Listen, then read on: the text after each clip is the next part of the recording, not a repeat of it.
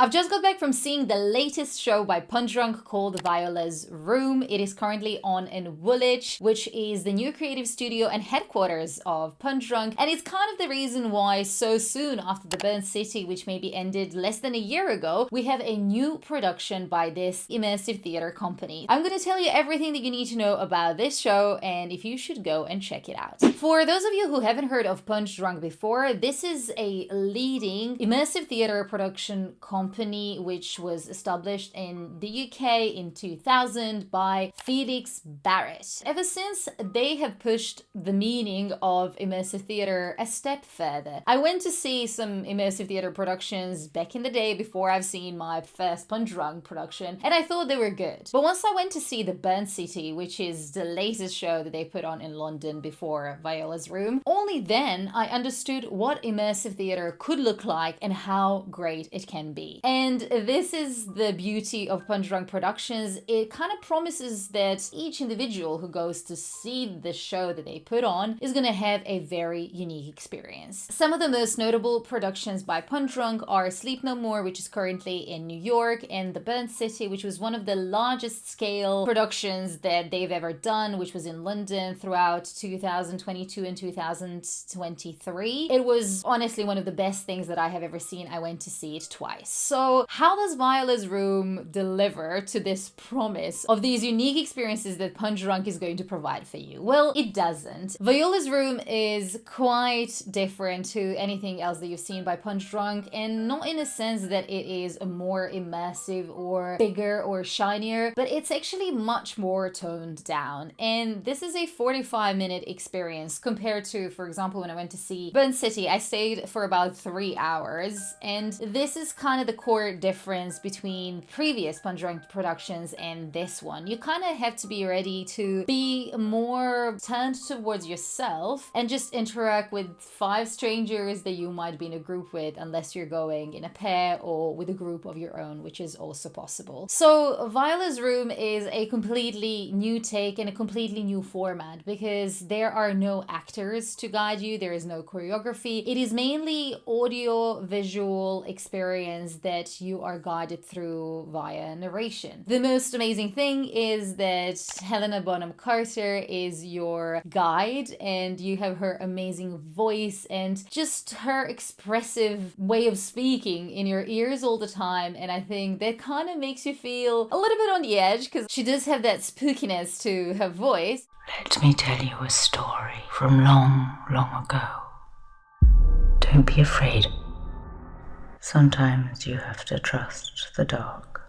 But at the same time, it kind of really makes you feel like you're about to see something great and you can kind of trust that this is a good experience that you're about to see. So that is kind of in a nutshell about this production. And my first point here is that if you want to have a good experience in Viola's Room, then I think you should leave comparisons behind. I was not able to do this. I kind of kept comparing it to Burnt City, or just like having the Burnt City in my head as a reference point. I think that kind of did more damage than good in my case because it was just completely different. While previous Punchdrunk productions allowed you to go into the different rooms, pick your own routes, get lost or find your new ways and interact with actors in some cases, Viola's Room is very much the same experience for everyone because you're going in a group of 6 and you all go together through every single room and you literally follow each other on the journey. There is no deviating from the path, and they actually advise you not to do that because you can get lost. And this approach doesn't really deliver on that unique experience for everyone ethos that they previously championed, but it kind of invites you to get a little bit more introverted. Given that this is also narration that you are having in your ears, it feels like you're almost on a meditation journey, or that you're having this journey on your own, but you're just surrounded with like 5 potential strangers. But definitely I didn't feel that freedom, and I felt a little bit restrained by what I can do to make my experience experience more unique. The second point I wanted to talk about is something that you can probably see on the website as well, and that is that you are going to take this experience barefoot, which is quite unusual. I have never done something similar, and I think it does add a layer of more personable experience. I think just like standing barefoot in an unknown space, there is something already spooky about it. What you're gonna step on, or like just the feel of the carpet or the feel of the grass or different things that you're gonna step on, like this all adds to the story. And it was a really small detail, but I think everyone, as soon as we kind of gathered in our groups, everyone is talking, oh my god, when you take off our socks, is it gonna be wet? Is it gonna be, it's like a point of conversation straight away. So people were very apprehensive about taking off their shoes, but there's nothing to worry about. There's nothing crazy that's happening, and they ask you to sanitize your feet, and you put your shoes in a box, and they're there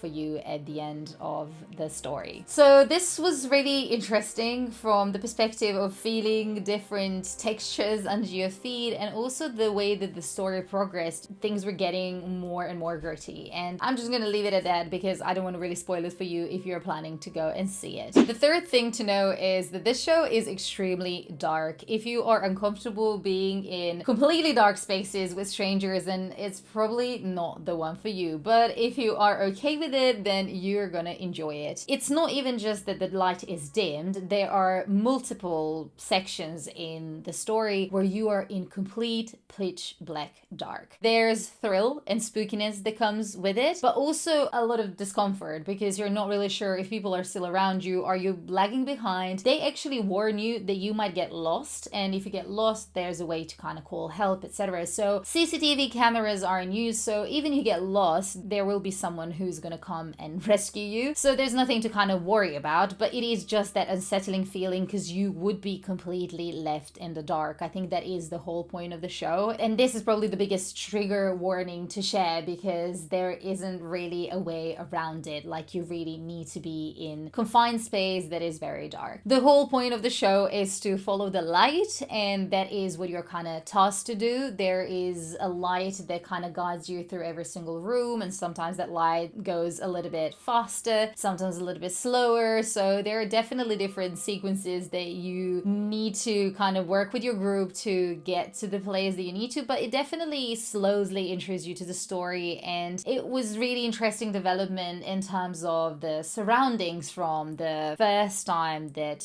you do this thing that is the kind of key point of the story to the last time, because it kind of really evolved, and it evolved not only in terms of the story and the narration, but it also evolved in terms of the environment that you're in. The fourth thing to know is that the set is essentially a maze, and this is reflected in the story as well. This is kind of presented to you very early on. This is the way that you kind of move around. You don't really know what's around the corner. It is very mysterious, as you could expect with Punchdrunk, but there are some really narrow moments in the show where it gets uncomfortable, and this is again part of the story. This is part of the experience, but just be aware if you're planning to go that there will be these moments that kind of keep you on the edge more than normal. There's also one time that you need to crawl, but I did feel like I was in a safe space because I was surrounded with people who were doing the same thing with me, and you know, there's definitely that moment of like, who's going to be the first, who's going to be the last person. So if you are uncomfortable being either first or last, then definitely be somewhere in the middle, because it's way easier to follow someone rather than opening the doors yourself. The good thing is that there are no jump scares. They do say that at the very beginning. They're like, don't worry about someone touching you or something appearing from somewhere. Everything is kind of very subtle the way that it develops. It's more about that lingering feeling of spookiness and darkness and mysterious vibe that is keeping you unsettled, or you're kind of like also expecting that something's going to come from somewhere, although that is not the case. So given that this is an experience where audio plays such a significant part, music is amazing. At some points you're hearing familiar music. Sometimes you actually hear the clock ticking in the room. Sometimes you have noises in your right ear and then voice starts whispering in your left ear, and that is literally what kind of makes you just turn around, and you know that there's no one there. But it is pretty good, the sound quality and just generally audio. And then there's also music, which is like a big part of the show, and you kind of know when something is happening and things are getting like a little bit busier, then you know there's like a music that reflects that as well. So it really takes you on a journey. I would say that for what it is, Viola's Room has delivered a good experience. I think this is a very good intro level show to Punchdrunk if people are maybe less comfortable with like bigger productions or roaming around on their own. This is a perfect way to experience immersive theater in a smaller group, which in some cases you can actually book the whole group to be yours. So if you can find like 5 friends to come with you, then you can all book the same experience and go together. This show does deliver what it says on the website. It is literally as its outline on there. I just think that with the reputation that Punchdrunk has of delivering these amazing big scale productions, this has maybe come across a little bit underwhelming just because I had the experience of one of their biggest productions as the last show that I've seen by them. You can see Viola's Room until mid-August and tickets are around £30. I do think that for 45 minutes show this might be a little bit more pricey than maybe the last one, but you know, it is up to you. You might go and really enjoy it and really love it. There are some really amazing elements in it, but I would say don't go expecting the biggest scale immersive theater by Punchdrunk because Viola's Room is definitely not that. If you found this video helpful, then please make sure to subscribe and like it, and check out this video where I'm talking about the best shows to see in 2024 on the West End.